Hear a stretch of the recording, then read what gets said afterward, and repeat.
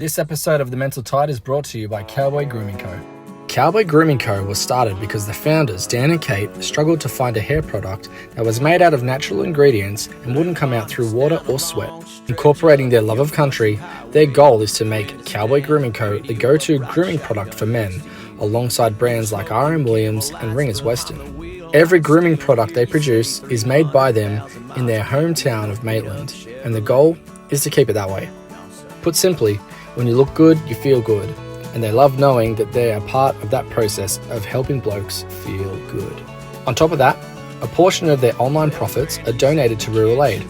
It's important to Dan and Kate that as a country brand, they put their money where their mouth is and donate to some of Australia's hardest workers. Head over to their socials and pick up some cowboy gear today.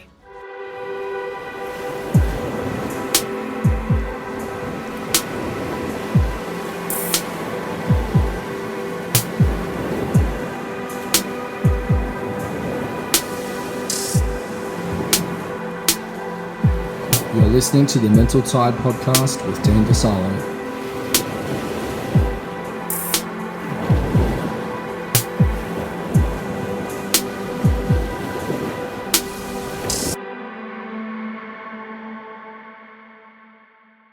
Hey everybody, welcome back to the Mental Tide podcast. I'm Dean, and today we're here with a very special guest by the name of Sammy. Sammy, how are you? I'm so great, Dean. Thank you for bringing me on. I'm super excited. Thanks for being here. And we've had some sort of interaction prior to this over messages and historically through my wife working with you, and I've always been watching from afar, watching your journey, watching how inspiring you are as a person and your story. And it's always been really it's always been in the back of my mind to have more of a conversation with you about what it is that you do and how it plays out into not just your life, but the people around you and who you impact. So I'm really grateful that we've got that opportunity today to delve a little deeper into that, because it's a story that I think more people need to know and more people need to be aware of, right? But before we get into that, let's break down a little bit more about you, who you are. Because like I just said, I've been following your journey. But for the people who are listening who don't know you, let's delve in a little bit more into who Sammy is. What a loaded question. It's interesting because, right? Because a lot of my work, it's actually something that I'm diving deep into and speaking a lot with my clients about at the moment. My business is called Self, right? So a lot of people come to me when they don't have a strong sense of self. However, the other side of that is, self-concept, identity work to create a strong sense of self. However, we then can put ourselves in too many boxes with glass ceilings, and the identity becomes everything, and so much pain and suffering can come from identity as well. Absolutely. I've found personally on my journey. So that's why it's a bit of a double-edged sword when it comes to what it is that I do in the world. Like I said, my business is called Self. I primarily work with women. And if I could put it into one word, because everyone really struggles to introduce me and explain what it is that I do. And I think it's because I like to say, as cheesy as it sounds, it's not what I do, it's who I be. And my energy and my presence in itself is an offering. And I work primarily in events and retreats and in-person experiences because I find them more transformational, more powerful, and it's a felt experience. One that is very hard to put into words and one that is very hard to intellectualize. And I'm really passionate about getting women out of their mind and more into their bodies and connecting with their hearts again.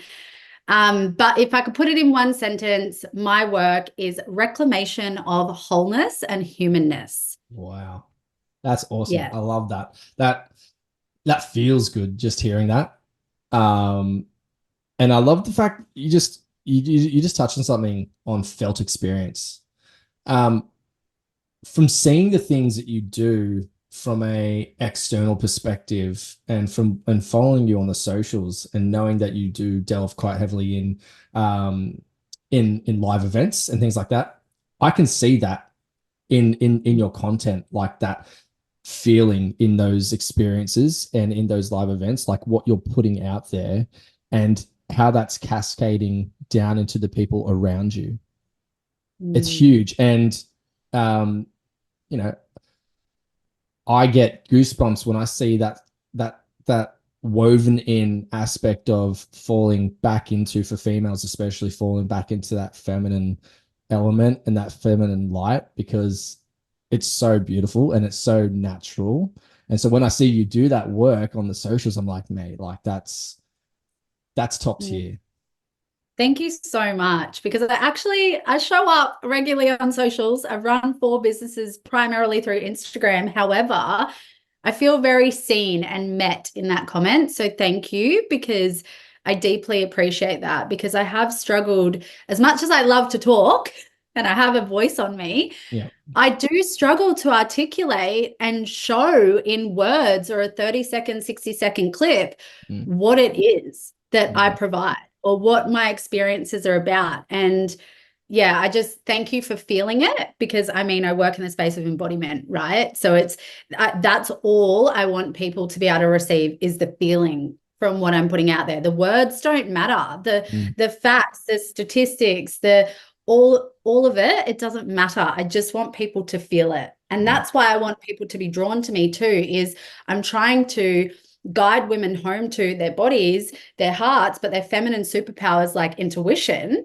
which usually doesn't make sense. But so many women are like doubting themselves and not trusting themselves and needing all the facts and wanting to live up here because it feels safer, and not trusting, like, hey, I feel drawn to this mentor or this experience or this, and not just following that breadcrumb, that intuitive nudge and breadcrumb, because they need it all to make sense for them to feel safe. But then they're robbing themselves of these incredible experiences that they're being drawn forth to. And that's also what I've learned. I'm here to work with minority, not a big amount of women. I've noticed I'm here for you would know, your wife works with me. Shout out, one of my soulmate clients I've worked with for years now. Adore her. And all of my clients come back, all of them. Because we're here to do a journey together, a client journey, you know. Absolutely. And I think that's because one of my highest values is growth, and I'm constantly evolving and growing. Well, that's the catch, isn't it? It's almost like it's a drug. That growth and that development is, especially when you see a result, and especially when you see that, you know, it's not just, like you said before, it's not just words, or it's not a statistic. Like, I can actually see in myself my evolution and my growth as a person. I want more of it, and I want to keep evolving to that higher self. I mean, why? And you know what? I just want to quickly speak into that for a moment. Number one, acknowledge you, because I have watched you from afar as well. And I've said it to your wife as well. It's been incredible. And we spoke about this, so I'm sure we'll get into it. Even though I'm here to primarily work with women, I do this work for men as well, for our men. So watching you from the sidelines has, as someone who's, some of my greatest wounds in my life has been in the space of relating. That's another reason that at the core of all of my work is relationships, relationship to self, relationship to lovers, to our children, to our friends, to life, to money, to business. All of it is a relationship, right? So that's also at the core of my work, which, again, especially in intimate relationships with men and lovers, has been some of my biggest pain points and wounding in my life. And we'll probably get into this as well, but I had all the odds against me and grew up with mothers and grandmothers that hated men and programmed me with all of these things about men being, you know, that life is easy for men, and men are it's us against men. And I've had to do a lot of work to not only deprogram and unlearn all of that, to start to trust men again, and, you know, just see the good in men again. So watching you from afar do this, and then when we have had the conversations coming together, I do actually do this work for the men out there as well.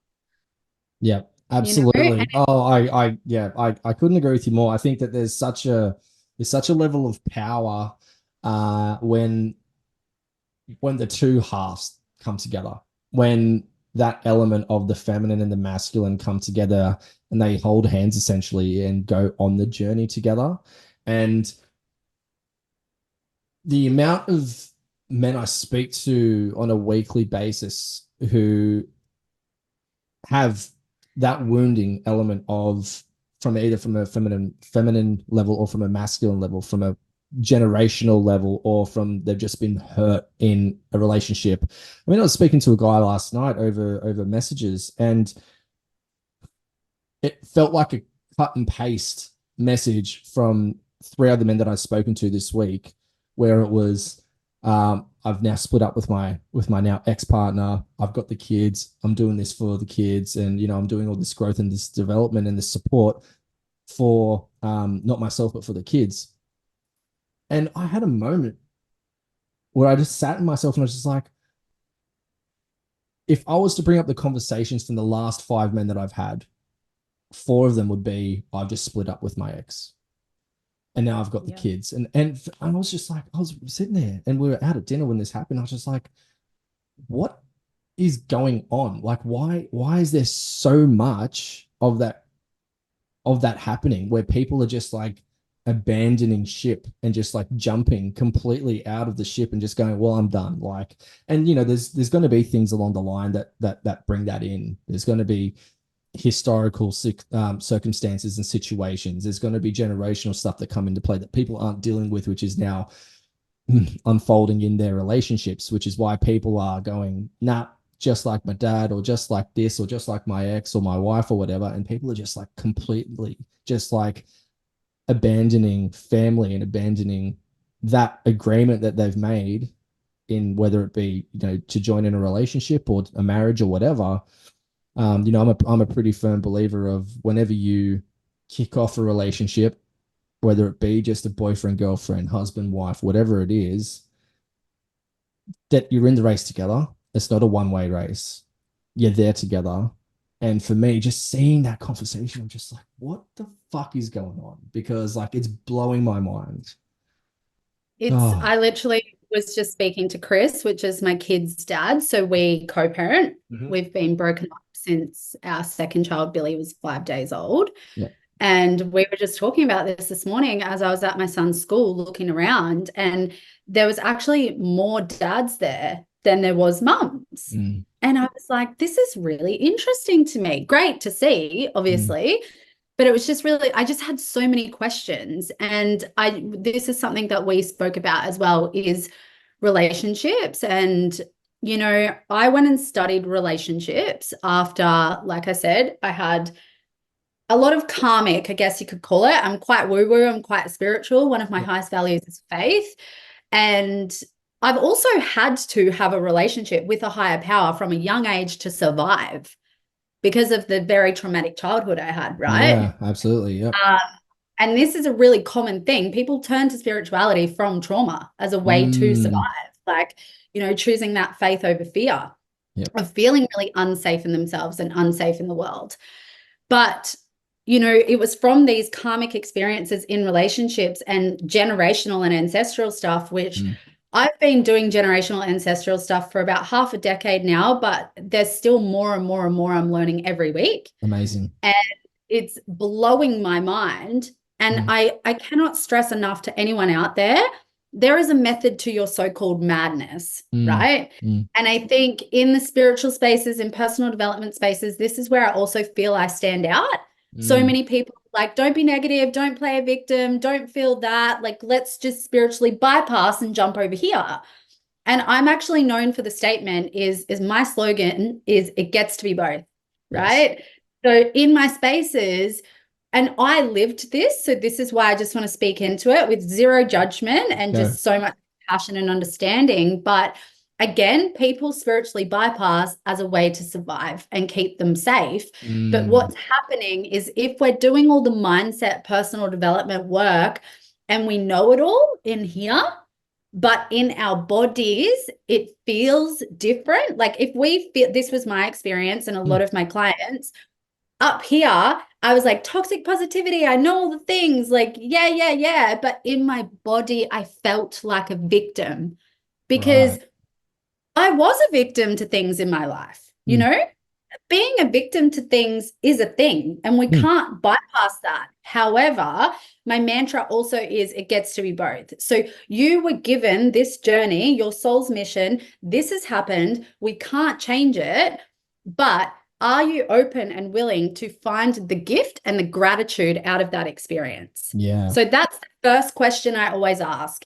And zero judgment if people don't want to be, but are you willing to open to a place of, you know, acceptance and taking the intelligence and the wisdom and the medicine from that experience? Yeah.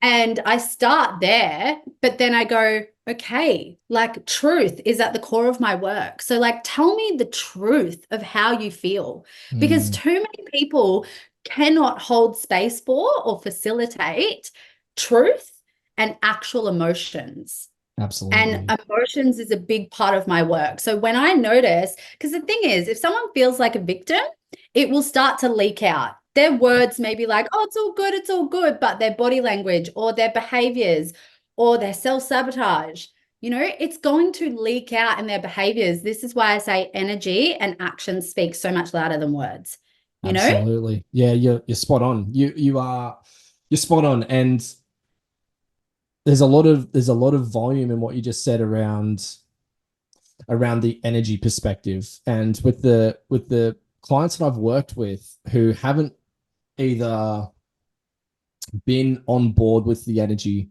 conversation or the vibrational conversation yet, which is, for people who are not open to that, it can be a lot to take in. Totally. It can be a lot for them to swallow, if you will. And when you actually start to work with them, and from my experience anyway, when you actually start to work with them I like the easiest way, especially talking to men, is shit in, shit out. Yeah. If you don't put in the effort and if you don't actually get on that level that you want to be on and align to where you want to be, what do you think you're going to get out?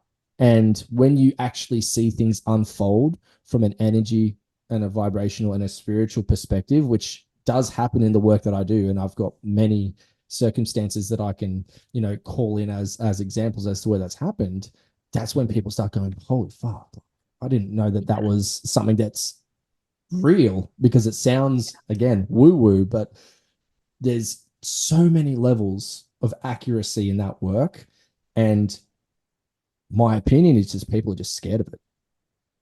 People are Yeah. fearful of. That I feel Mm. people, and it's, again, I have to work very hard every day to have love and compassion.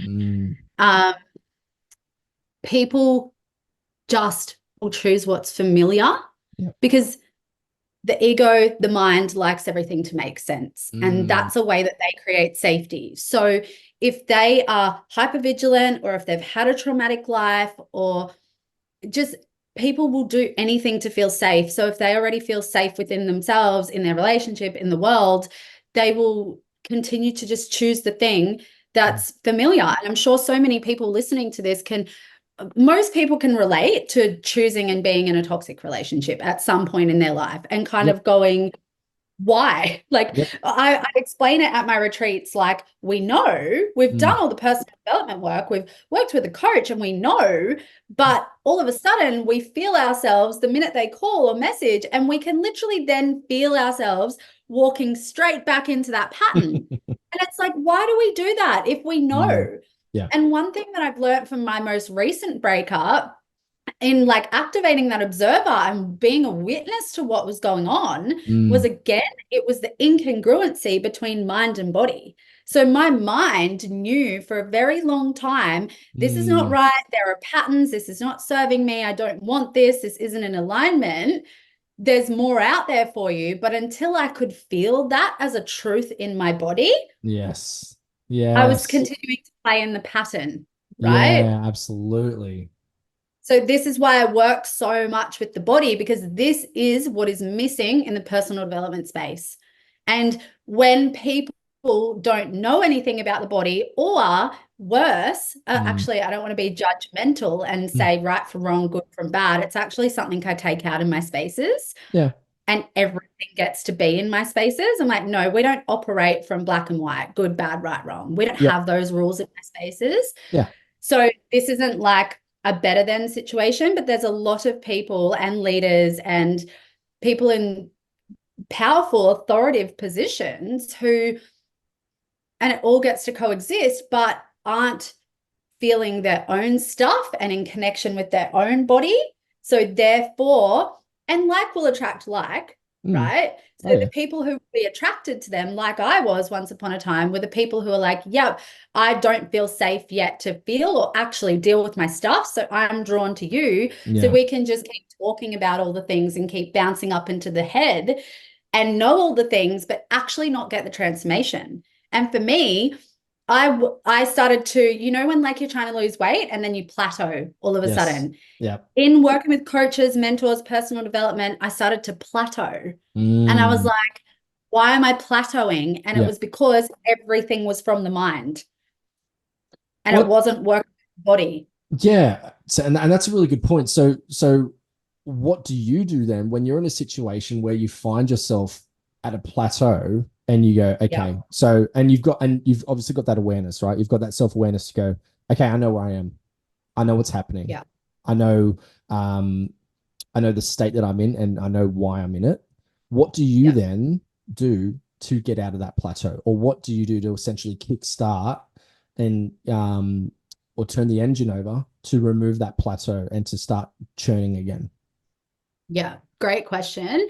And I think, life happens, life, business, relationships, the inner work, healing, all of it is in seasons and cycles. Right. So I think the biggest thing for me, it always comes down to truth, which I believe, and it's like truth from the body again, like actually the truth on my heart, which sometimes fucking hurts. Oh, yeah. The truth is hard, a hard pill to swallow sometimes, but my devotion is to truth and radical responsibility, no matter what. And the reason I'm bringing the body into this is because your mind and your ego may want it to be one way and want to keep forcing and controlling and pushing and everything to make sense. But you could be in a season and cycle that's actually asking you to stop and be and actually listen. And this is, I've created this death and rebirth cycle, which is a part of life. Death and rebirth is a part of life. I talk about it at my retreats, but I think people just use there's all these trendy terminologies in the industry too, right?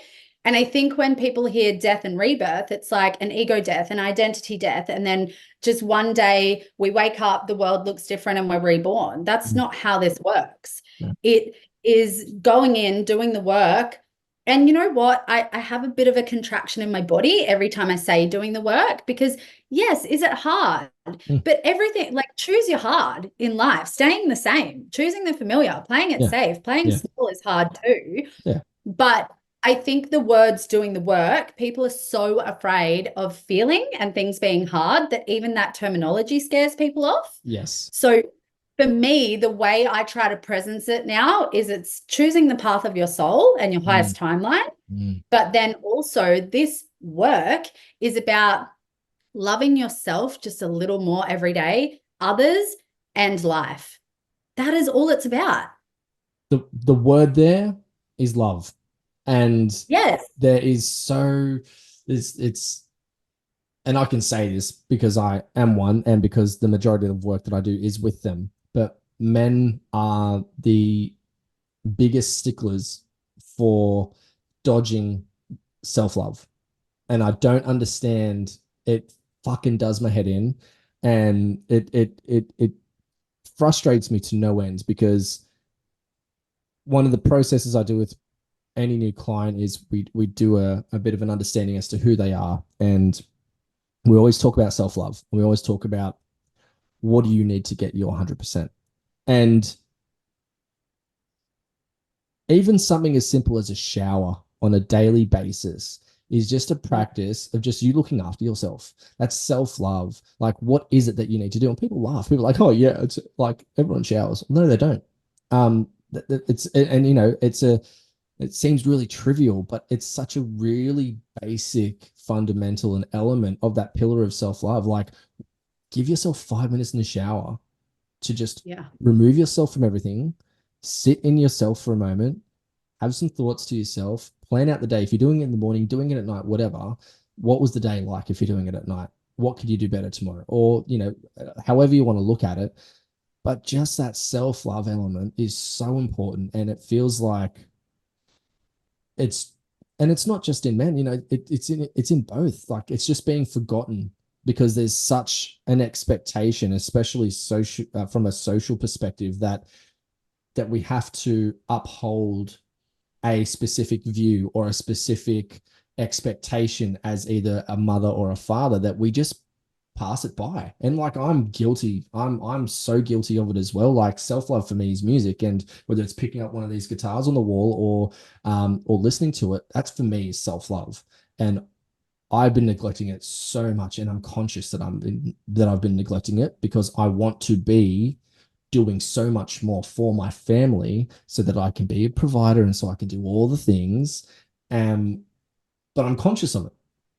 And, you know, The most important part, right? You're conscious of it instead of unconscious on this autopilot. Yeah, just running on this treadmill. I'm aware. And every day I wake up and like, I'm just going to play the guitar for half an hour today. I just want to do something in it just so I can get, when I play guitar, I'm a different person. I get into my body a lot more, and I'm a lot more soulful and sensual, and I just really feel the guitar. So I'm aware, I'm consciously, I completely know. However, there's just that miss out there at the moment where it's just, there's not enough of the self-love, because that self-love in itself, and you know, speaking personally, when I'm on that journey of self-love, like, all around me just feels it and just takes it, and then they just have a great day, and then they're, you know, hitting their 100%, and then everything is just better, right? Because it's back to like energy frequency talk, but Absolutely. think about it. And I don't love to talk a lot about high vibration and high frequency, because I think a lot of, again, the spiritual industry is like, there's this big illusion that that's what's stopping people from feeling the truth. Remember how I said my work is reclamation of wholeness and humanness? So it's like, yes, this is true, but it gets to be both. And we can't lie to ourselves, avoid, run away, distract, and gaslight ourselves when we're having merely a human experience and all of a sudden experiencing grief or sadness or anger. Like, it gets to be both, and it has to be both, because I attract so many women that everyone, right? Everyone, I feel pretty certain that I can say everyone wants more happiness, more love, more success, more joy, more pleasure, more abundance in their life. All of the yummy stuff, right?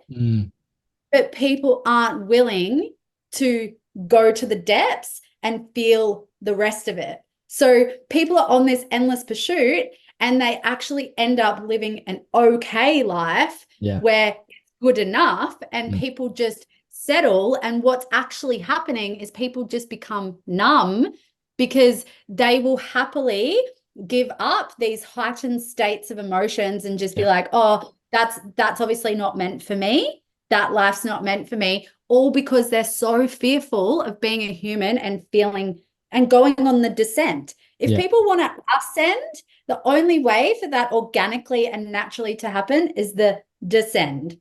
And this is why, like, I sit here and yes, I'm for a minority group of women, but I'm just like, I'm telling you, I have unlocked, I've got the key. I've got the key to the goddamn kingdom. The more that I lean in to this stuff, the more that I'm experiencing this. But people don't feel safe within themselves or in their relationships or in their families or in life to navigate the descend. And that is why I'm here. Like, so the amount of times women have said to me, I've never felt, and I will hand on heart own this because I know that it's true and I've heard it. I believe the women in my spaces I am that person that is honored enough to see them, hear them, meet them, hold them more than most people that have ever touched them or been in their life have. Their parents, Absolutely. their partners. I have, because I create a safe enough space, which starts with my embodiment, my integrity, my authenticity, Yeah. which shows, and I have to, keep leaning into accepting and integrating all parts of me into wholeness and humanness Yeah, it doesn't for stop. them to then feel safe to do that, right? And Absolutely. the shit that comes out in my spaces, I've heard it. But then what happens is it's out of them, because the other reason I create these spaces is if we're not doing that, why do you think everyone's sick, physically sick? It causes disease. Absolutely. Oh, mate. Absolutely. And there's so much complacency out there right now where it's set, there's such a set level of, and I think you already touched on it, on just an okay life and just like things just being and happening for the sake of, oh, but that's just normal. Is it though? Like, is it normal? Or is it normal because you've been told it's normal? You'll love this. Someone said this to me on my podcast. I'll just quickly say it because it's always stuck with me. Mm. The thing is, it has become normal, but it's not natural. Mm. Right? Just think about that. Like, let that land for a second, everyone listening, because when she said that to me, I was like, wow, it is the normal out in society now, but it's actually not natural. Our highest timeline, our soul's path to do, be, and have it all is the natural part of life. And the only mission we came here to live was Yeah. like the soul contract and to be who we are. Wow. But this is where the love and compassion comes in. The reason it's become normal is because everyone has a human need to belong and fit in. Oh, yeah, I just got chills on that. That's so Right? accurate. That's so accurate. There's such a thirst for that, whether it's joining a club, being in a relationship, just being seen in any way. There's such a thirst for it. And I know everyone's got their own journey. I know everyone's got their own path.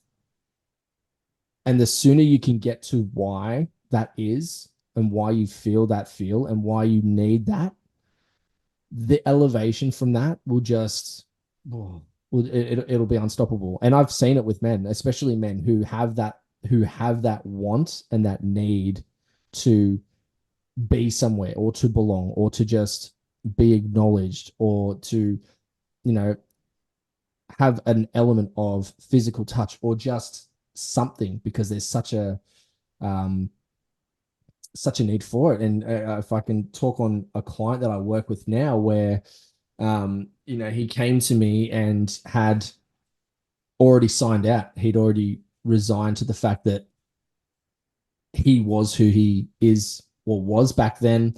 There was no room for him to elevate or to grow, and he was just a passenger.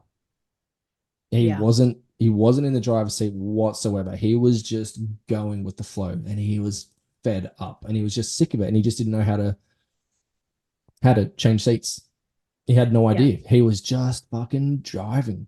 And he's now now the epitome for me as to what growth can look like if you just devote yourself to you and to wanting to grow, not just for you, but for the people around you. And for, like, especially if you've got little ones, like what that actually means to be vulnerable. And like, as a male or a female, because I've worked with both, but especially as a male, if you're just vulnerable just for a second and just like let yourself just go, holy fuck, I can feel things, and like not be judged for it, mate, it's just like, it's amazing. And to see the growth that these dudes can have in exposing themselves a little bit and being open to things being different, and things might sound a little bit woo woo and things might sound and feel a little bit different. But when you see that output and when you see what comes from it and that next level integration of them as a human, you just go, it's totally worth it. Like it's totally worth feeling completely uncomfortable. And some of it, like you said already, comes with some reality bites and some absolute smacks in the face on like, hey, dude, guess what? You're not perfect. And that's okay. That's completely fine. Like, Preach, yeah, preach. No you one is perfect, nobody is perfect. And no one. anything and everything that you're doing right now is going to have flaws and it's going to be fucked in some sort of way. Like that is just how it is, right? However, once you have that dose of acceptance and awareness that, yeah, okay, I fucked this up and now I know how to move forward in it, it's amazing. And you touched on it earlier where we have conversations with people who are on the same level, right? And it's if you look at it from a coaching term or perspective of changing tables or whatever it is, right? And having those conversations with people who are actually understanding what you're talking about, and you're growing with these people. I find it really important, especially from a relationship perspective. And if I can touch on my wife, on Tiana, like she was the driver for me to kick into my development and my growth, and like seeing the work that she did on herself, whether it be working in the shadow realm of all the stuff that's happened with her, or all the growth and development that she's had as a person. And this is how I explain it to my clients is, she elevated, right? And she worked through her shit and started to ascend. Yeah. And I was like, well, I don't want to be left behind. I want to feel what Yes. she's feeling. So, I started doing the work on myself, and then we've matched and we've grown as a couple, not just in years together, but like, from a spiritual perspective, from a physical perspective, from a mental perspective, like all the things have happened. And, our journey over 15 years has been mental. Like it's been absolutely crazy. And especially considering, all the backstories, like for us to be where we are as a couple, have what we have now, wouldn't have happened if we didn't look internally and just Yes. go, what's hiding in there? Where are the shadows playing? And, where are we being, divine in our feminine and our masculine? Where are we being, dark in our feminine and masculine? Where can we actually start to utilize them and leverage them and grow from it? It's amazing.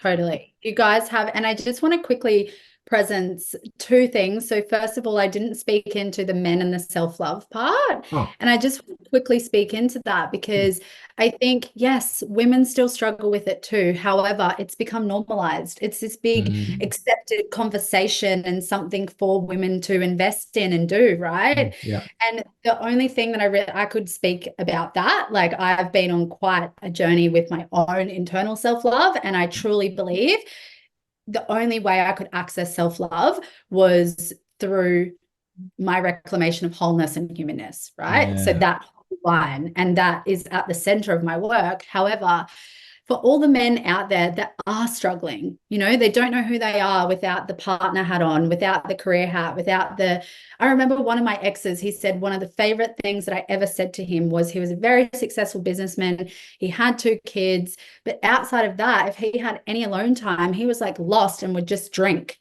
right? Because he didn't know who he was without those things. And I was the only one that came along that wanted to know, who are you without those hats on? I want to know who you are. And he said it was one of the biggest things that stuck with him. But as a woman to men out there, and I have to take responsibility for my patterns and what I gained from attracting men like this.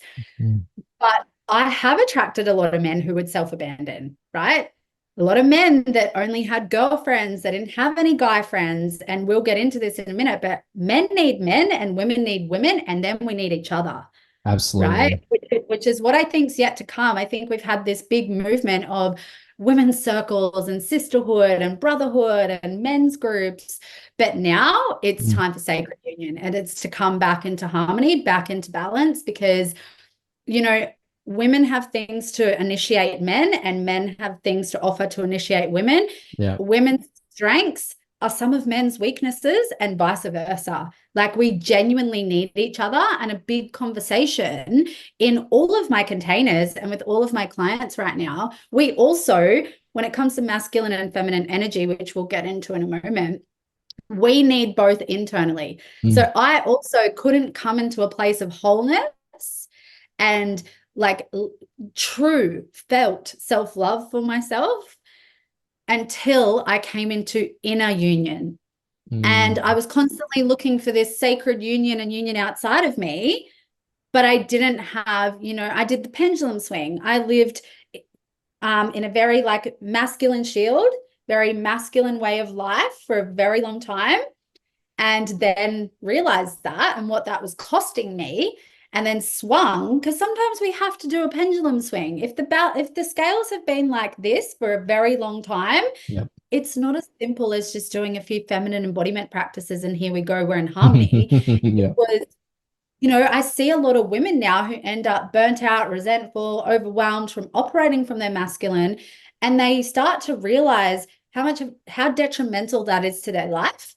But then they do a pendulum swing, fully go into their feminine, and they completely disown their masculine. And then they become passive, they become, you know, and submissive isn't a bad thing, but they just become really like in their feels all the time and super chaotic and emotional and can't get it together. So it has to be both. Again, we're coming back to that statement. But as a woman to men out there that, yes, has played in the pattern of men self-abandoning, because I have, like attracts like, right? I was self-abandoning. Yep. But what I want to say is it is like a non-negotiable for me, for someone who I believe has done a lot of work and will continue to on myself, for a man to have a sense of self outside of the family and be an individual. Because codependency, this is what I'm talking about in my containers right now. It's about going from codependency, and then people are going from codependency to independent. And this is what women have done, right? They're realizing how codependent they are. They've gone, I'm an independent, strong woman. I can do it on my own, but then realize that's not serving them either. No. And so a lot of people are scared to go to the next level, which is interdependent, which is about, and I lived this, right? Codependent, I didn't matter. Yeah. I didn't know what my wants and needs were. I was just over giving. I wasn't receiving in these really toxic, unhealthy dynamics. Then I went to independent, started to attune to my own wants, needs, and desires. But I was invincible when I could meet them for myself. Of course. But to go to the next layer, which is actually wanting, needing, and desiring a man, that was scary, right? It was scary for a couple of reasons. It was scary because of this codependent wound that is really out there. It's generational too, right? So scary in the way of like, oh God, like it brought up and triggered and activated so many of my wounds. Fear of becoming codependent again, fear of self-abandoning and losing myself again, fear of rejection, of disappointment, of abandonment, all of the things. When we actually start to go from independent to interdependent and go, hey, I want and need you, and you want and need me too. But people don't want to admit that, because that stage is a very vulnerable stage. But to conclude all of that, men, it is so important to get to the interdependent stage and heal this codependency and this like, I'm good on my own stuff, which is just armor, right? Yes. Yep. But that is super important to know who we are. The independent stage, know who we are, know that we matter, to get to the interdependent stage. So I just cannot stress enough, if we do want to make it to that stage in our relationships, that to not self-abandon, to know that you're a priority, to know that you matter, you know, and that you're valuable. And the more even you would know in this space as a coach and mentor and a parent, like to hold yourself, to hold Tiana, to hold your children, and then hold clients, your number one priority needs to be you. Because if you're not good, that whole structure collapses. Absolutely. And I've used this analogy a couple of times with some people around being congruent, right? And being I'd struggle sitting here going, oh yeah, you've got to practice this and you've got to focus on this if I'm not doing it myself, right? And I said to a client like last week, I said, you know, if I did a lineup of personal trainers, right? Nine of them were overweight and one of them was fit. It's like, which one are you going to go with? And he was like, well, the fit one. I was like, cool. So I'm not going to sit here and tell you to do something if I'm not doing it myself. I'm not going to sit here and say, well, go for a walk and exercise and you're going to feel better if I'm not doing it myself. So one of the things that I do with my men's group is, you know, the first thing that we because it's a 6 months men's group, right? And the first topic that we tackled was health and fitness because you want to feel good about yourself, right? To get into everything else along the journey. And so we set an accountability on each other to go each morning or whenever you exercise for that day. I want to see a picture.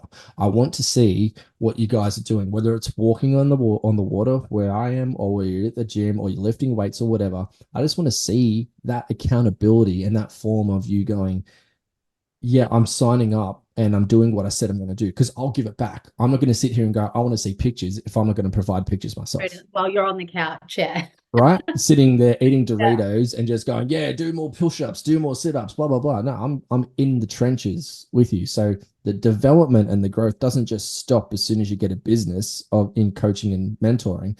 Like it, you have to keep growing. You do not It stop. ramps up, in my opinion. Absolutely. Like you become so much Stop. more aware of everything else that's Yeah. happening. And like you become, and to talk on another client, you become hypersensitive. I literally before we got on the call, I was speaking to a client and he was like, I feel like I'm becoming more hypersensitive to everything around me because of the work that we've been doing and because of like how more awake I am to everything that's happening. And I was like, yeah, like that's normal, bro. Like that's just things that are going to happen in you as you grow and as you look internally a lot more. And it was just funny that that came up because I was just like, yeah, like the hypersensitive element of things. So yeah, my point was like being congruent and being aware of where you need the work. That's also going to be felt around you. And to touch back on that client that I just spoke about, he's somebody who um, he's done that much work and he's gone that deep in himself that even his kids now are so in tune with who he is as a person that they're all feeling the same energy. So they're now conscious of what they're eating because of dad and because like he's saying like no, not that you can't eat that, but you know this is a better option or look into this or start asking more questions rather than just being fed something that is being deemed as normal. Ask and just be more curious about what's happening in life. And the kids are a little bit more woken up now because they're like, oh, okay, well, why is this happening versus why is that happening? And it's awesome to see that the impact of what work we can do can cascade down to our kids and they can actually start being a little bit more autonomous themselves and being more conscious as little human beings, especially at such young ages, like, you know, real early imprint stages that we can start, you know, you brought it up before, dealing with that generational trauma. We're now imprinting on them as they grow and as they turn into little, you know, little humans. And it's really cool. It was just really cool to see that he was like, oh yeah, like they're asking more questions and they're being more curious. I was like, fuck, man, that's awesome. And that just shows the It's work you're doing. Yeah, it's also like my business being called Self when I'm talking about internal family systems work and coming back into self or like self energy. One Mm, of the 8 C's of self is curiosity. And mm, so many of us grew up in a generation of children should be seen, not heard. So we were silenced. And this is why so many people are scared of truth, are scared of speaking up, all of this stuff, because they were taught that their voice wasn't valuable, it didn't matter, and to not ask questions. So this is why we have all these grown adults that have zero control over themselves or their life, and they're just operating so unconsciously, right? Because they're like, this is just how it is. And like, I don't know about you, but in my family, it's funny, I'm writing a book at the moment, and the other day I just had this epiphany, because on the topic of generational ancestral trauma, some people label it as generational curses as well, right? And I have many of memories from like 5 to 10 years old actually being scared that I was born into the family I was born into, thinking that I had a curse on me. Wow.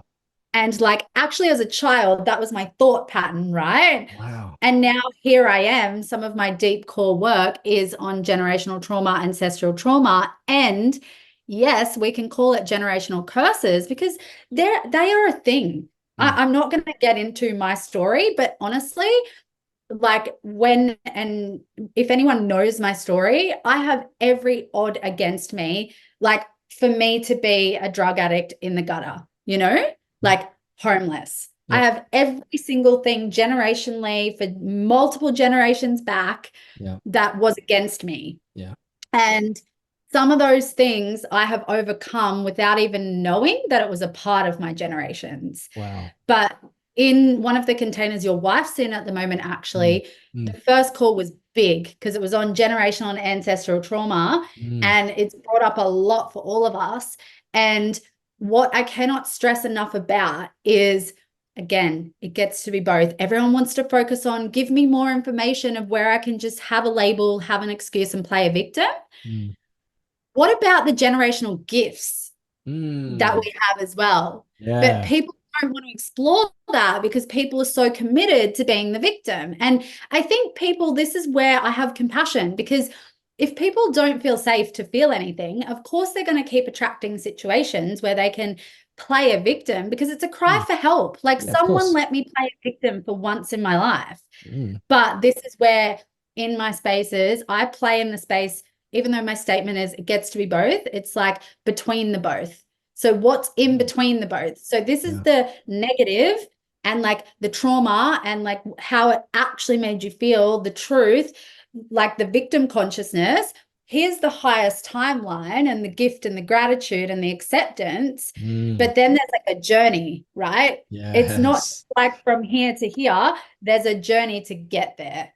And that is essentially my work in here, but it has to start back there. The amount of clients that will come to me and in their language, they pick up on my language, which I'm at a different state of consciousness because they've invested in me, right?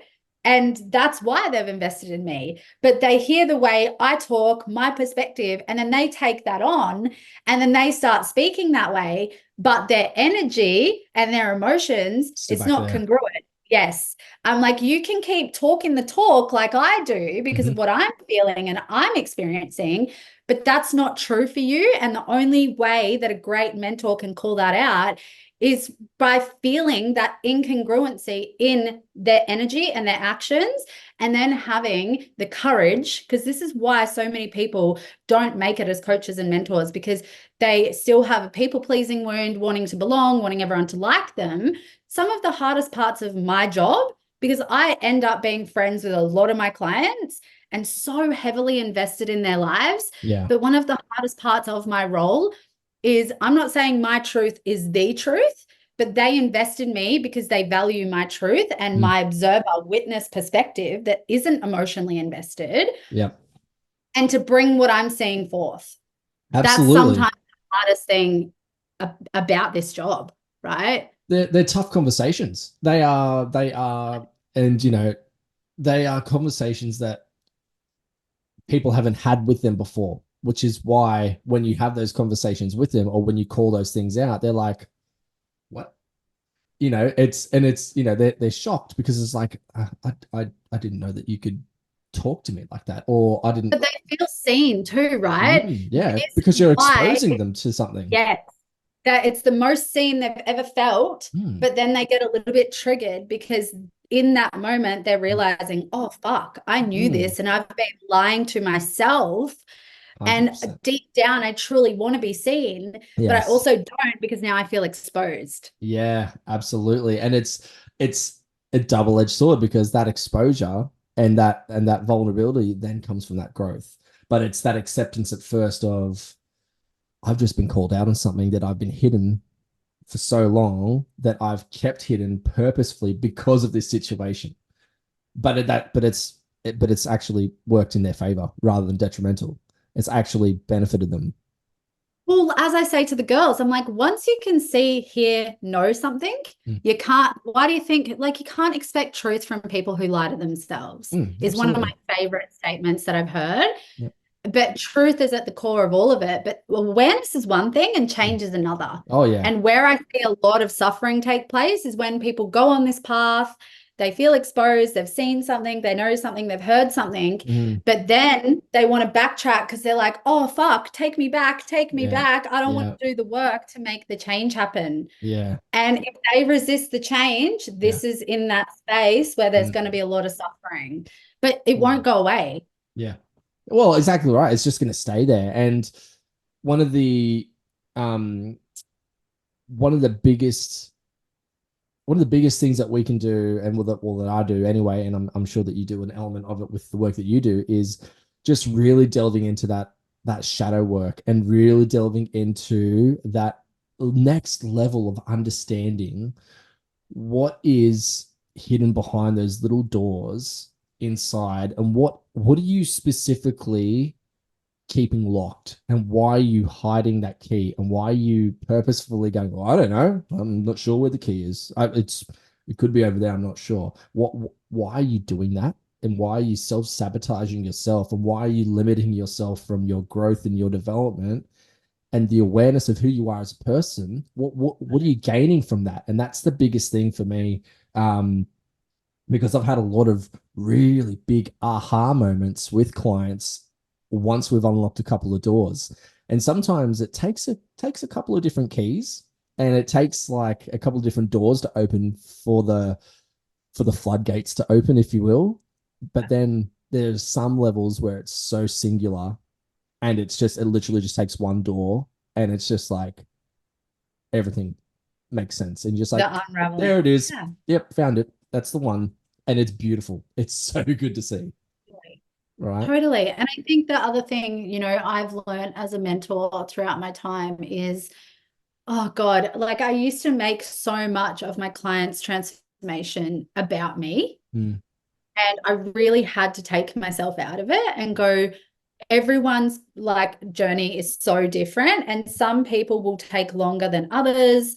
And just that statement that there is a method to everyone's madness, that's been one of the biggest things that I've learned. And I live by that because that helps me embody more love and compassion. Because even like, I'll be honest, I'll share a client experience. I've never done this before. Last week on a call with a client, she has a very defiant part in her psyche, and that is a protector part.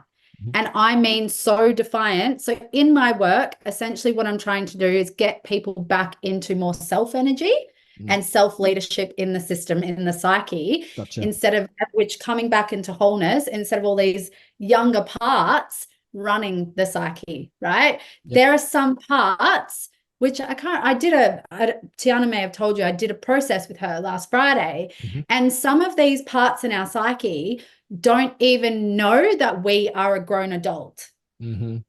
Like you could go in and connect with them, and there could be an 8-year-old part that still thinks you're 8 years old because it's trapped in that traumatic event. Yes. And so we need more mentors who aren't just, number one, aren't making it about us. If it's not happening, if they're not opening, if they're not doing the work, and that actually give a damn so much more, like care about the human in front of us, not just the fucking testimonial and the money and all this bullshit. Like we need more love and to actually treat humans like humans and go, okay, like I'm here, and ask the right questions and be like, okay, this way isn't working. But I tell you what, with this client last week, I think it is in integrity with coaches and mentors to also admit and be honest with themselves and clients when it's out of their scope of practice. And when they're like, I actually don't have the tools or the qualifications to be able to support this client. And I was almost at that point with this client. And the reason I was torn was because I was like, I knew a couple of the systems and maps playing out in this client's psyche. And it's, like I said, they're younger parts. So some of the exiled parts, the most vulnerable ones, which is the ones they don't want exposed, are usually like, we could call them our inner children, the younger ones, right? Yeah. But then our protectors are usually from teenage years and older. So when a protector comes in, I'm usually dealing with, we all know what we were like as teenagers, little assholes, little pricks, you know? So in my work, I'm not actually, and you will find this too, I'm not actually even working with adults majority of the time. I'm working with children.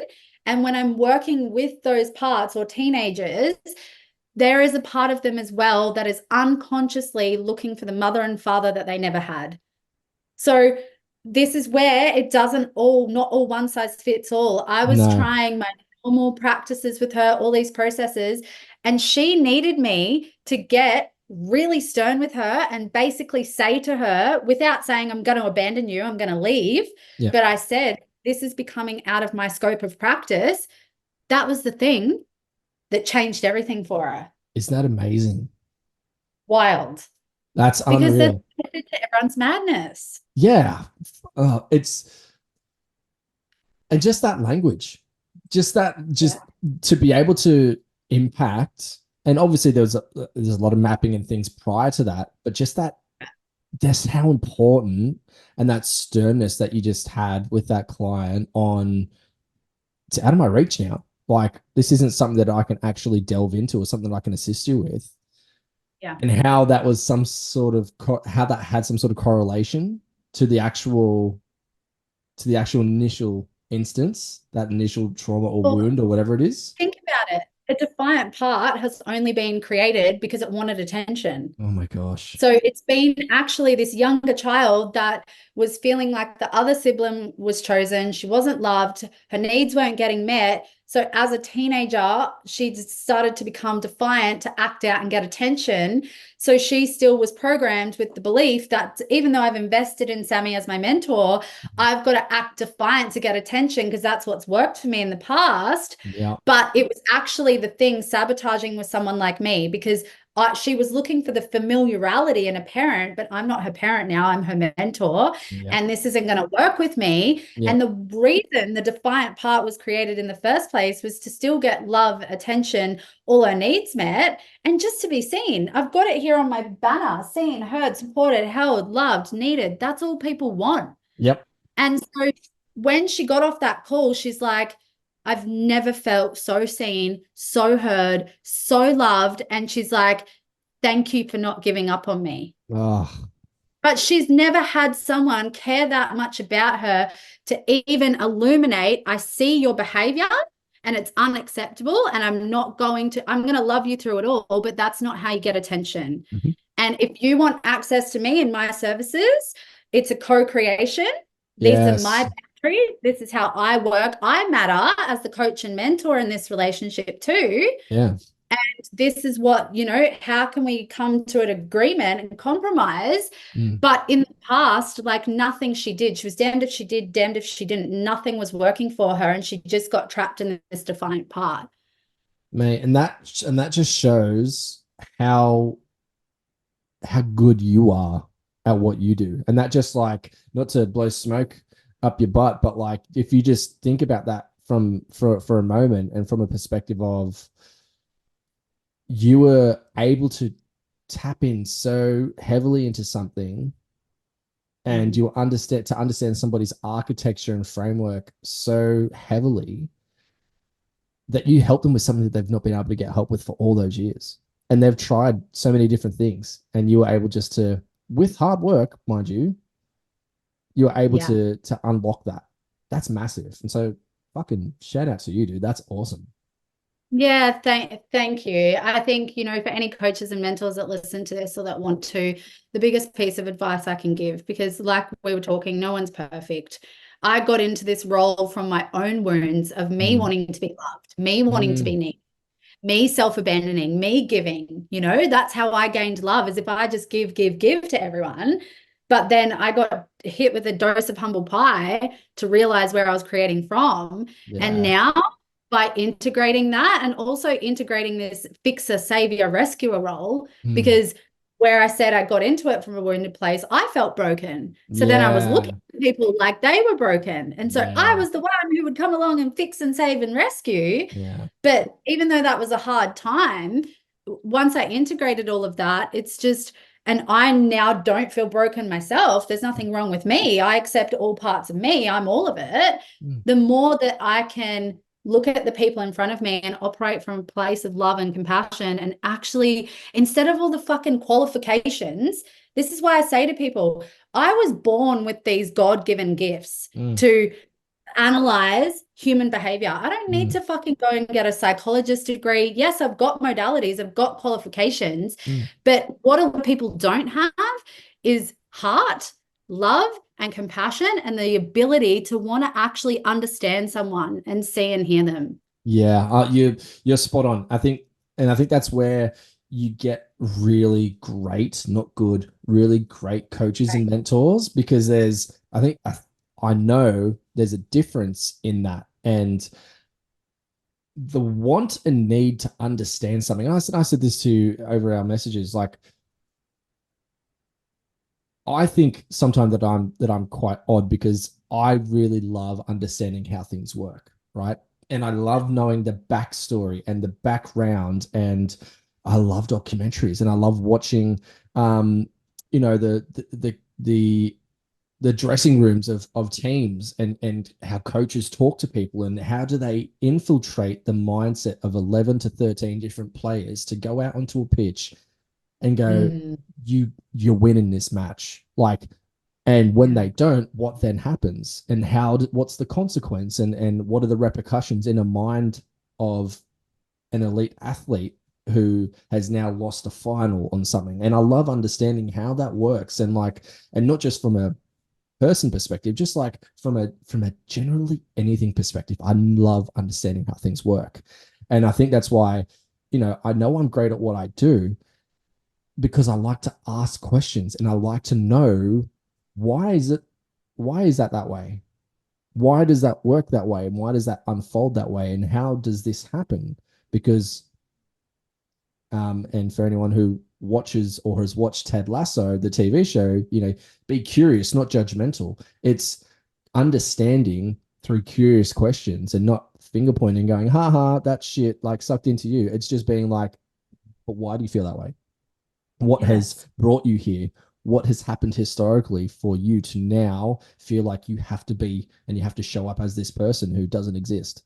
Like, what is that? And that is, I think, a testament to anybody who's a great coach, is to be able to commit themselves to their clients and provide them with what it is that they're initially asking you for, and to go, help me understand it. Not to go, oh, well, here's a book of procedures and patterns and stuff, and I'm gonna just read everything verbatim off this, and hopefully we'll find something in. It's like, fuck that shit. Like, feel into it.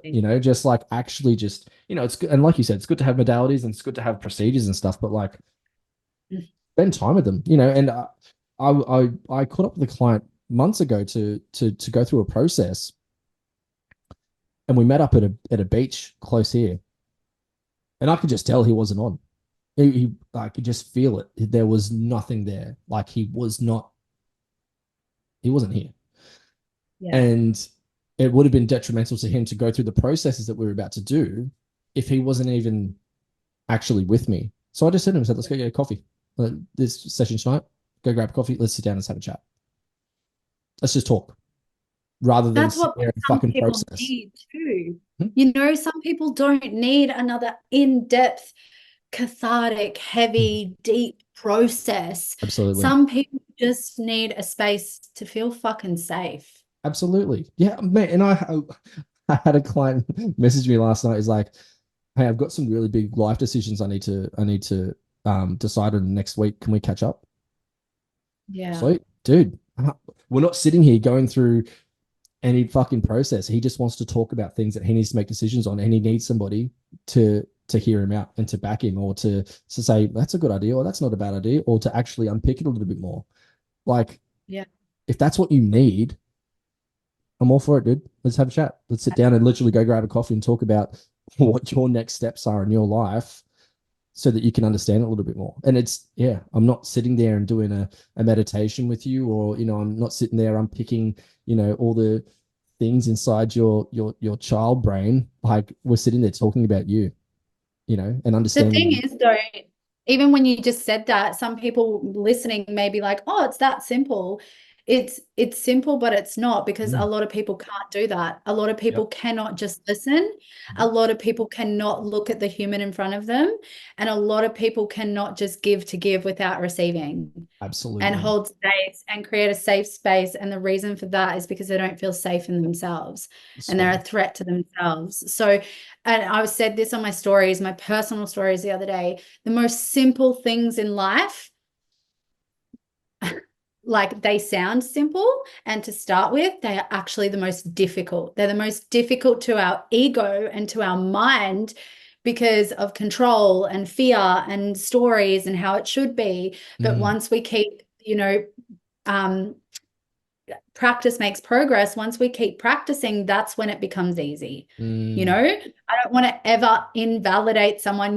One of the biggest things in the feminine space is just surrender.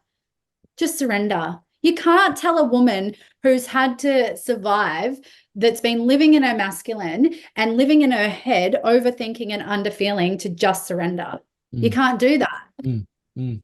you know? Why, And why, so they're why, making it why is sound that simple. word? Yeah. So why is that word so triggering for people? Why is the surrender and the, um, I guess if you look up the meaning and people look, maybe people, I don't know, people looking at it from the wrong light, from the wrong Yeah. perspective. Is that what the situation is I here? think, I think, you know, surrender is like a big topic, especially when it comes to femininity, because it would Mm, be, when we were kind of speaking into polarity, mm, one thing that I quickly want to speak into when it comes to polarity and when it comes to polarity teachings and feminine and masculine dynamics, mm, in a lot of my work, even with my business women, I talk about feminine, masculine dynamics in business, right? yeah. In relationships within ourselves.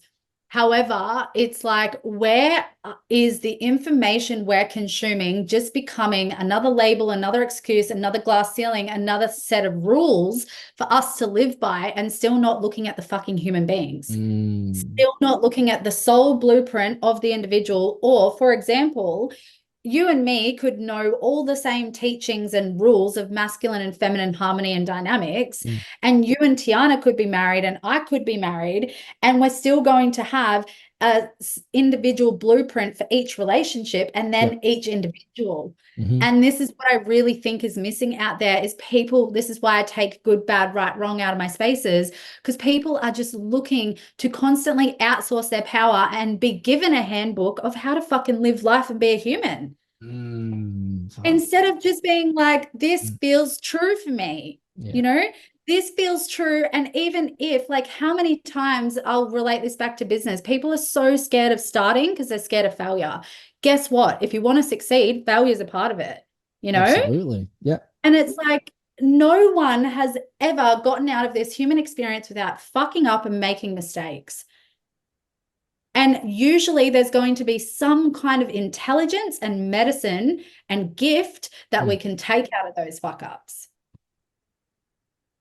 That's a really good point, because I've seeing just society this day and age, right? And seeing what's out there and what's being thrown in our faces is so much. And this is why I love seeing your stuff, right?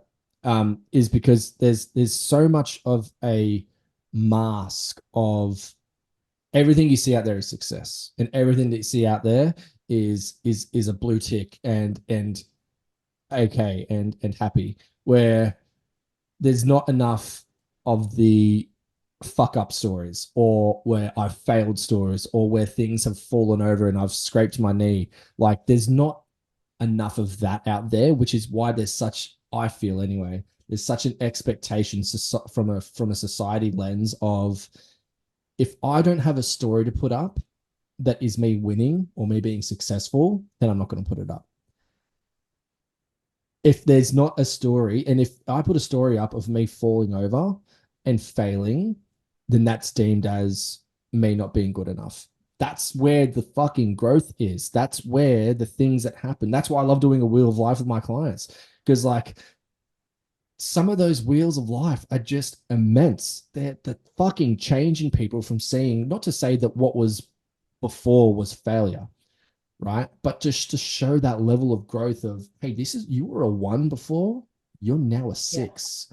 That in between is next level. That's fucking life-changing stuff. The fact that you've been able in the short amount of time to change your perspective of, or grow from a 1 to a 6 in some sort of topic is amazing. That's just shown that you've been vulnerable and open enough to go, I've got fuck ups, I've got flaws, I've got failure, help me work on them. And that's what I think is out there at the moment, where there's not enough of that externally, like in our day and age of social media and just in generalized life, where people are being exposed and exposing themselves as to what their failures are and where they've messed up so much that it's just like, if you put it out there, then there's that fear of judgment, you know? Do you know what the interesting thing is though?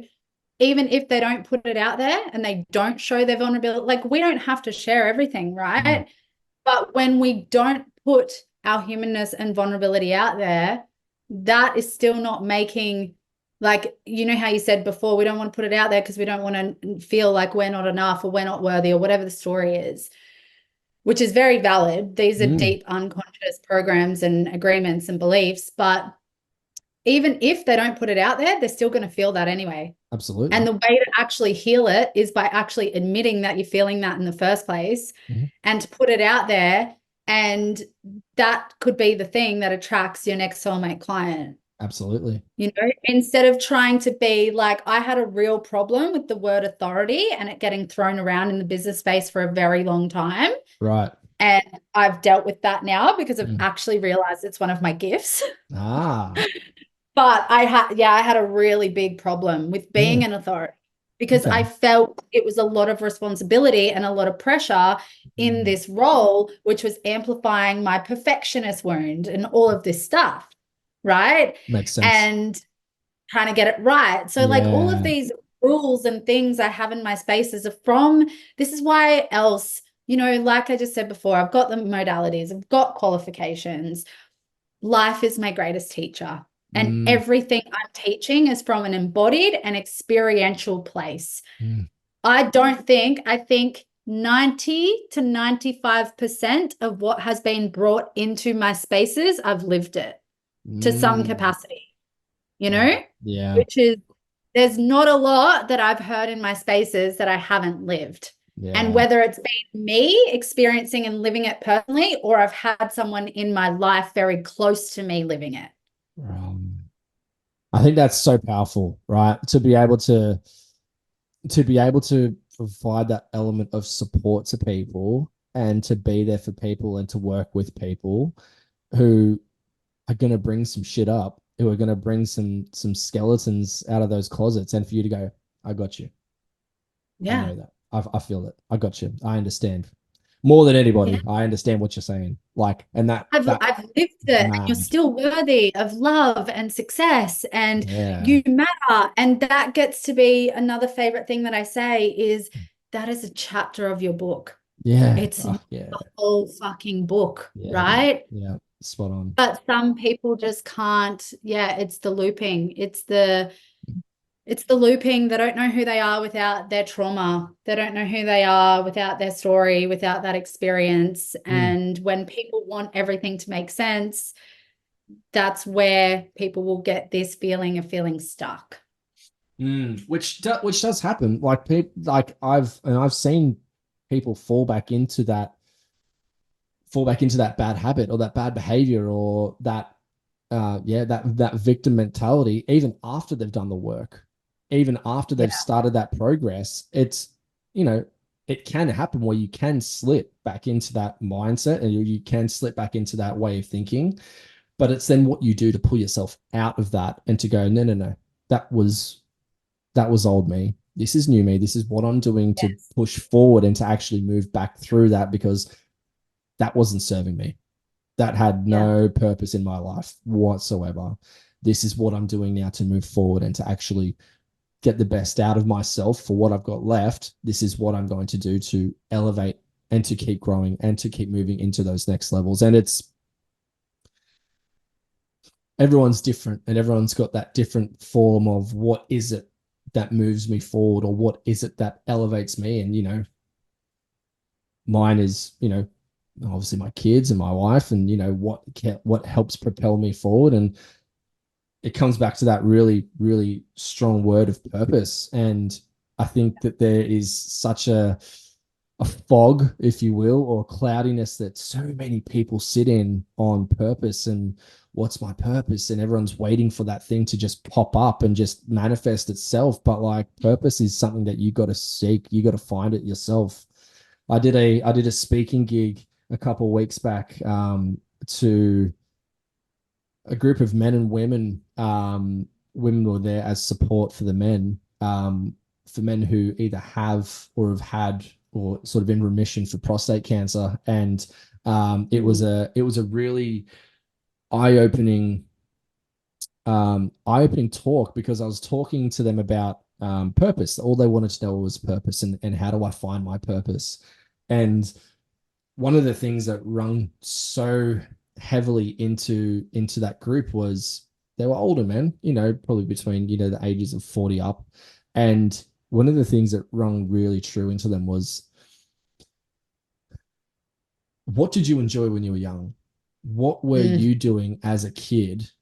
What were you experiencing as a kid that actually brought you joy, and that actually brought you a level of, or a sense of happiness and fun?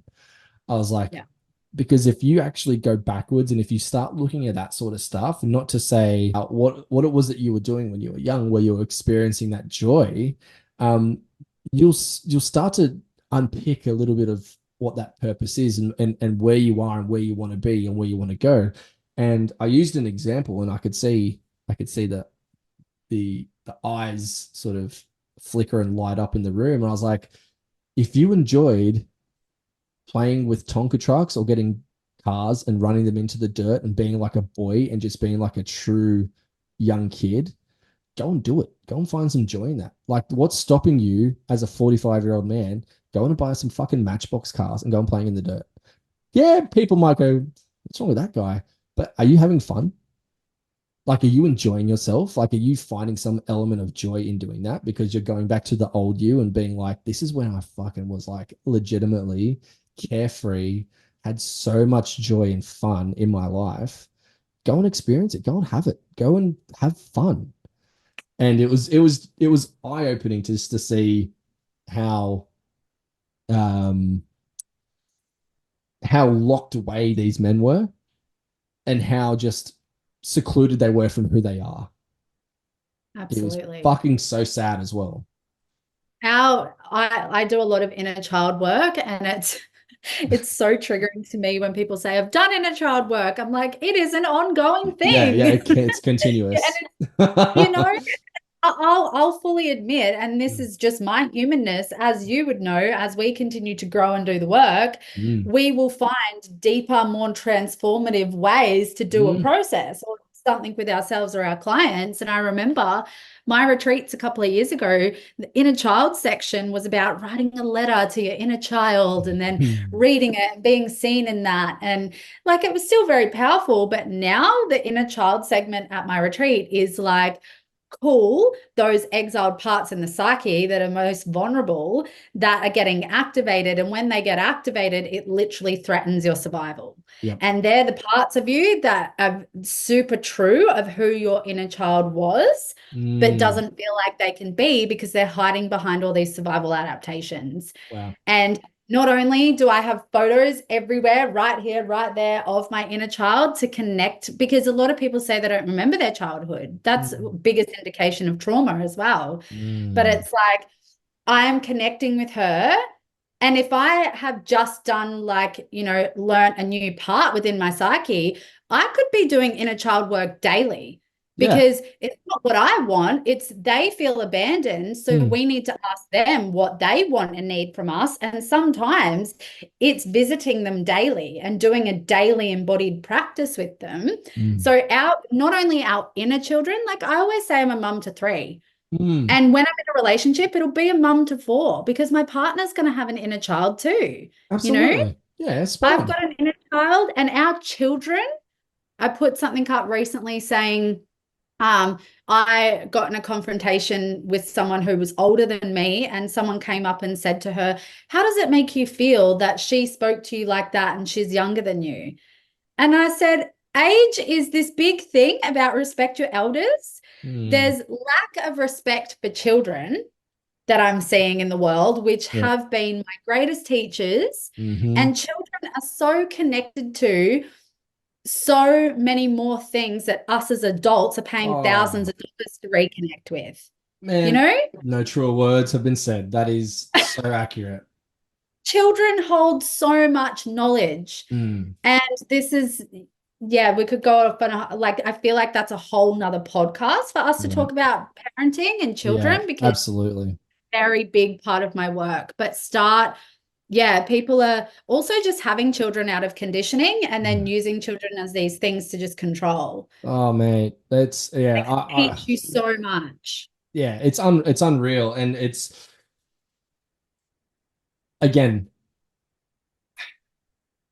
it comes down to that conditioning, and this is what has happened. So therefore, I'm going to play out what's happened because that's what I've been told or what I've been conditioned to do historically. This is how my mum and my dad did it. Or, yeah, so what? So what? How do you want to do Have it? you heard the story of the turkey? No, tell me. It's pretty common in personal development spaces. I used to share it at my events just because it's like it just summarizes conditioning. So there was it was Christmas time and it goes something like this. And basically the mum is putting the turkey in the oven, but before she puts the turkey in the oven, she cuts the end off the turkey to put it in the oven. Sure. And her daughter goes, "Mum, why do you cut the end off the turkey?" And the daughter had just always seen her mum do it. And her mum responded with, "Oh, I don't actually know. Go and ask your grandma because your grandma used to do it." So then the daughter goes and asks the grandma and goes, "Grandma, why do you cut the end off the turkey before you put it in the oven?" And the grandma goes, "Oh, I don't know why we do it now, but back in the day we had to do it because we had small ovens and it wouldn't fit in the oven." This is what we're talking about when people aren't asking questions and people are just acting out of this unconscious automated response, doing things that aren't working anymore for this day and age. That aren't working in this generation, in this society, and not even asking why. Yeah, and I think, like you just said before, like we could do a whole other episode on parenting, but like that I think is just so important into that conversation as to like there is no book, there is no guidebook on parenting. Firstly, every kid is different. All 3 of mine are completely different in themselves. Yeah. So first thing. Second thing, like again, just think for yourself. Write your own story. Like you just said, write your own story, write your own book, and make it something that has a level of integrity and that it has actual volume and substance to it. Just congruent with how you want to be as a parent and how you want to be remembered as a parent, or how you want to, what legacy you want to set. And, one of the things that Tiana and I do with our kids is, and I say this to everyone, is that every Friday night, mate, we just get a bunch of shit food. And we move our mattress into a double bed into our room, and we just have Friday night movie night, so that the kids have that memory and they have that that imprint of this is what we used to do as a family together, so that everybody's needs were met. Everybody's needs were met. There was a level of, and we have a rotating roster of who sleeps where on what Friday night and blah blah blah, just to keep everybody happy. But we're all together. Everyone's eating their favorite shit food, and we're happy. And there's and it's awesome. And it's us writing our own story. It's us writing our own book as parents, that this is what we're doing to leave a legacy Yeah. and to set a foundation for, if our kids want to continue that on, and they grow up and have their own families, great. That's awesome. But this is what we're doing to, That works for you. yeah, that works for us. And I don't feel like there's enough of that out there. I feel like everything's just like it's like a copy paste situation. And it's just like, oh, well, they're doing this on the Kardashians, so why don't we try it? Why don't you fucking try something different for yourself? Why don't you actually just think and just like ask your children, what do you want to do? Oh, How literally asking your children, like ask them, just like, what do you want to walk do? to the in front of you, Yeah, they're there. you Like, know? yeah, And it's I love that you use the word legacy too, Dean, in mm, like with that on the back end of that example, because I attract a lot of mothers. I'm very passionate about parenting, and I'm mm, passionate about women in business and all this purpose talk as well. But it's like people are connecting legacy with how much money that they make, and then they're not even mm, in the home. And I'm telling you now, I'm speaking up a lot about generational wealth that people are out there talking about.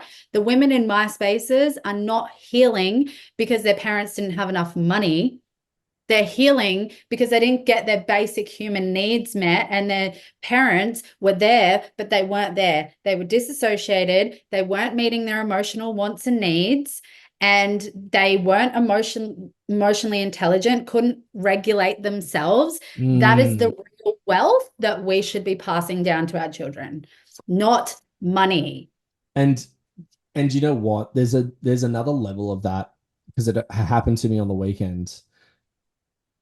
There's the children level um of that conversation, and then there's also the partner relationship level of that, right? And I said this to Tiana in the car on the weekend. Ever since, well, it's happened about 5 weeks ago, when I quit my 9 to 5 corporate 6-figure job, right? Because it just didn't align with me anymore. I've been there for 12 and a half years. Things are changing, and it didn't feel good. I'll just put it to you Yeah. that way. It did not feel good, didn't sit well with me. It didn't align with me, my core values, my core beliefs as a person. Um, and then knowing that this is my passion, this is my calling, this is what I'm really good at, and this is what I'm great at, sorry, then I was like, well, this is where I need to focus.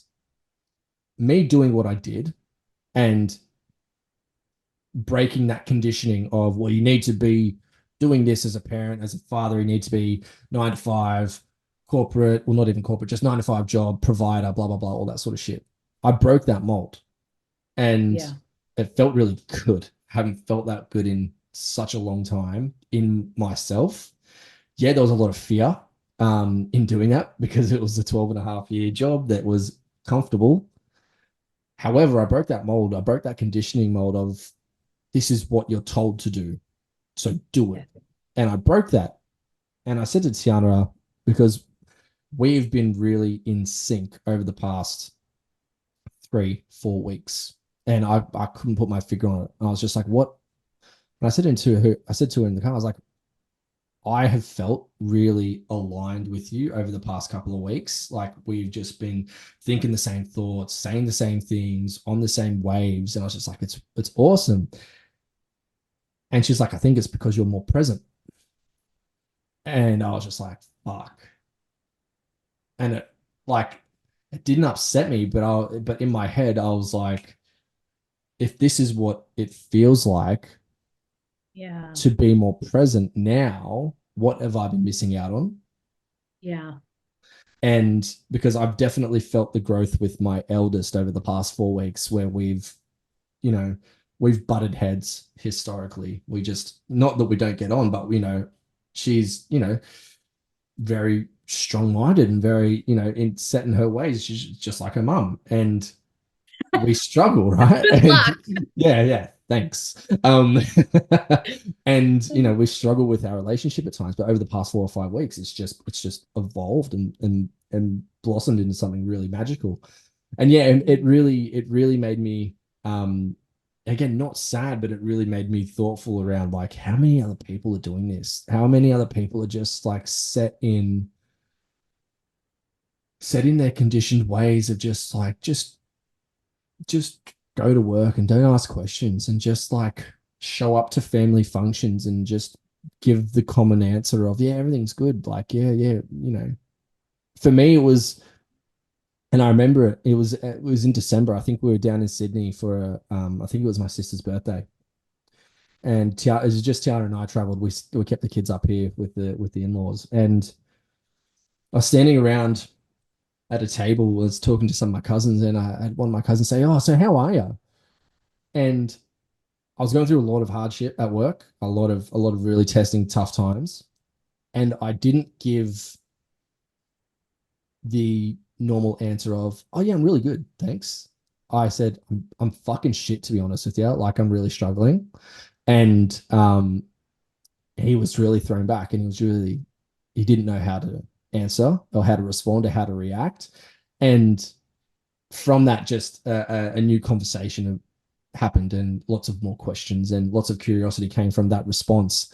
And that stays in my head, and that keeps playing around a lot, especially when I talk to people and it's like, how are you? And it's just like, yeah, good, thanks. Yeah, yeah, yeah, just going with it, and it's really scary because it's Mm.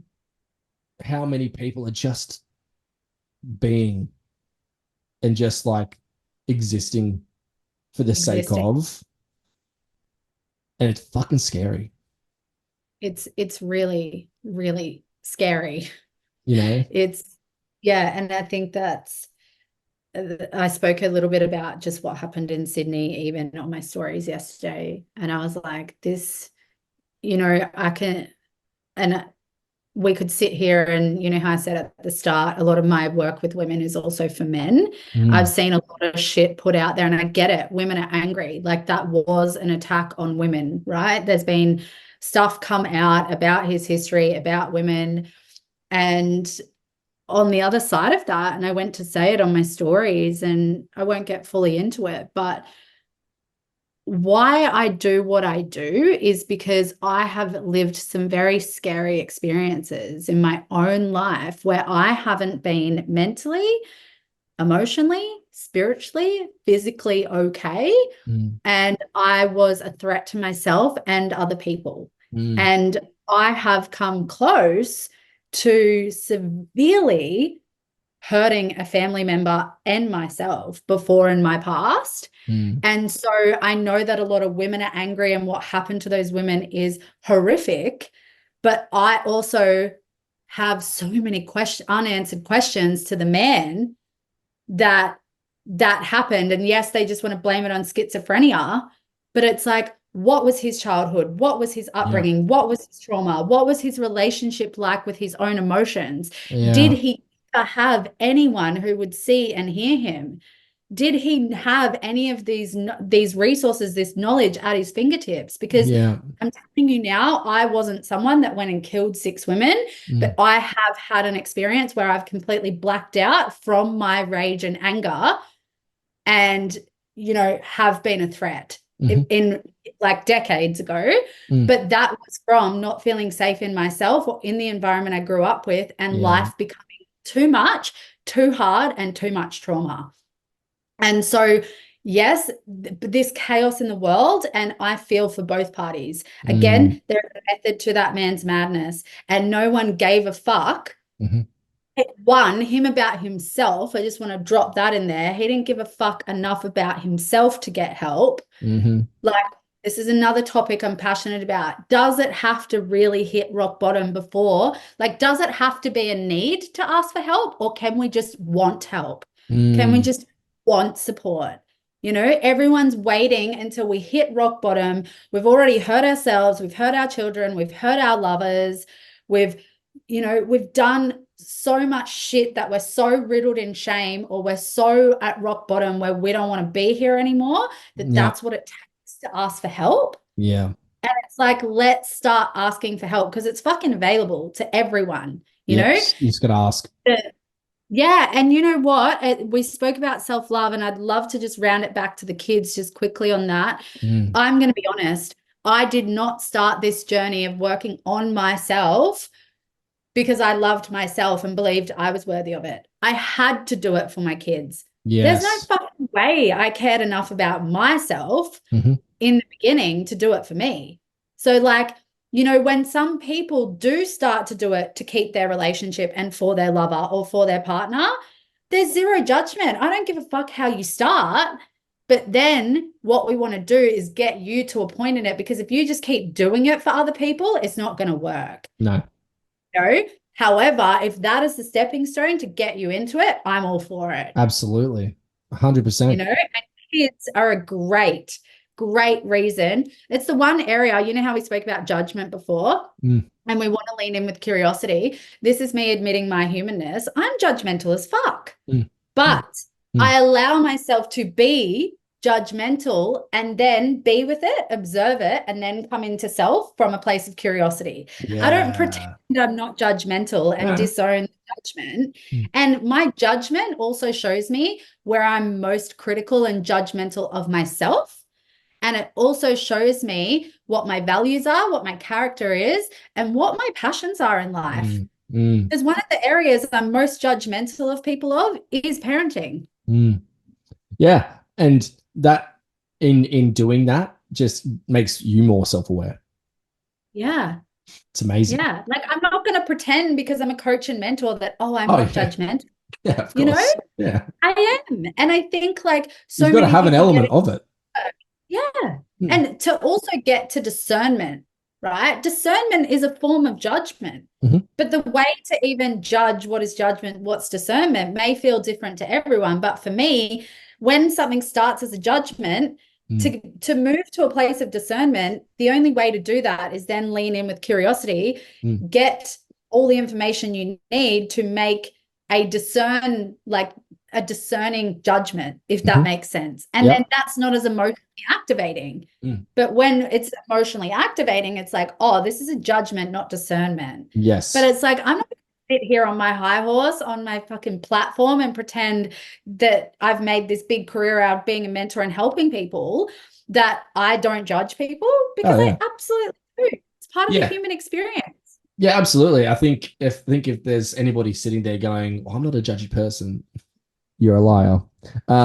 Everybody judges. Everybody's got a level of that, because you can't go through life not looking for things in other people, which is judgment. So like everyone's got it. It's just your level of how much you use it, which is completely fine. If that's the way people want to operate, that's completely fine as well. There's nothing wrong with that, you know? Totally.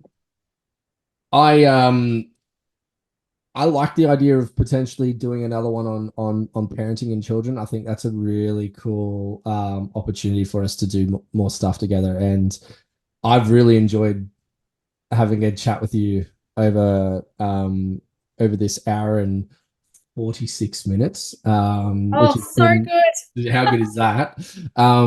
It's been so cool. And I feel like there's a lot that we've both brought to the table, and especially for the polarity side of things, and how we can start to integrate what great feminine and masculine embodiment looks like, how we can actually start to change not the perspective, but like the happenings of what's happening in that world, and how can we start to really integrate that level of need back into what's happening in the world, because it's so far split, and it's so uncomfortable at times that there's just such a, and not to use the word stigma, but there's such a perception from a female and from a male perspective on the masculine, the feminine, and you know, things just so completely unaligned. It's just, let's bring it back. Let's just work together again. Let's just hold hands and sing Kumbaya, and fucking everyone just, we're on the same team. We're on the same team. Like I said at the beginning, like it's a two horse race. It's a dual lane race. It's not a single lane. It is so far beyond single. It's a togetherness, and it's a piece within two. So it's been great, man. I've really enjoyed having a chat to you. I think it's been fucking mad. You got any sort of closing thoughts or anything you want to say before we sign off? I think the only last thing that I will say when it comes to relationships, because honestly, I could do a whole podcast just on relationships and men and women, which we Mm, briefly spoke into in the coming togetherness. But from not only my own experience and clients' experiences in studying relationships, there's so many reasons why you may not be on the same team. And a lot of people, again, are looking for the parent that they never had, or mm, they're looking for that familiarity of a parent that they did have, right? Because then that feels familiar. And so then what's playing out in the dynamic is this like, I'm like, and women, this is something I support women with, women struggle to take off their mother hat to their lover and then just be a mm. lover, Yeah. right? Yep. And like, yeah, of course, some men out there are acting like children. They've got an inner child, they've got the parts of the psyche, but it's still not the women's job to treat them like a mother. And if they are, they're gaining something from that, right? And vice versa. Mm, Men do it and mhm. kind of parent women sometimes and come Yep. in with this fixer, savior, rescuer thing. Yep. And that's going to play out from time to time. But when we're in a relationship that's just this like survival based relationship, we can't get it to a place of thriving. It's just Mm, act. I believe relationships are for healing. But mm, if it is just this like constant activation of each other's wounds and like, I'm right, you're wrong, and like, I'm on this team, you're on that team, and there isn't any union, like, I really, yeah. because underneath all of my work is love. And I really, the last thing I want to give your listeners to sit with is some deep contemplation around what love means to you, what your belief system is on love, because sometimes I am here for union. I am here for like relationships, long lasting, thriving relationships, right? Mm, Because I want a relationship so badly. I'm ready for sacred union. But what we spoke about at the start is I'm also here for it gets to be both. People leaving relationships when it's so fucking unloving and they're staying for the kids or whatever, that's bullshit. yeah. Because I've been that child that's been in a family like that. And I was the one that asked them to break up because of all the trauma, all the suffering, and taking all the time and energy away from us kids because of this Yeah. survival based relationship. Yeah. So Wow. that's all that I want to speak into is every single one of you to get really fucking radically honest with yourself of what you actually believe love is. Are you embodying it within yourself? Are you embodying it with your children and the relationship you're in? Is it actually from a place of love, or is Mm, it being unloving and operating from this fear place? You know, of like, because sometimes the most loving thing to do if you really love someone is to set them fucking free. mm. Yeah, fuck. That's huge. That's massive. That's it's some there's some big words there. And that's what I feel is deterrent for people is that confronting conversation on love and what it actually means for you and how do you treat it and how can you Mm. work with it rather than against it? Come Because back to it. absolutely, it's spot on. It's Yeah. amazing. Wow. Yeah, we could keep going. I'm sure we'll be back. Round I two, part two, I coming in dare hot. 100%. I dare say we'll be doing a second one of these. Um, Tell the people where they can find you. Perfect. So mainly on Instagram. Mhm. So my handle is at self with SK. So SELF with SK for Yep. Sammy Kurtz. I do have Facebook and TikTok briefly, but I mainly do run all of my stuff through Instagram now. Beautiful. I'll put all your Yeah. info on the notes anyway, on the footer notes. So they'll all be in there for Yeah. people. So Sammy, it's been awesome. It's been a great chat. I've really enjoyed it. And thank you so much.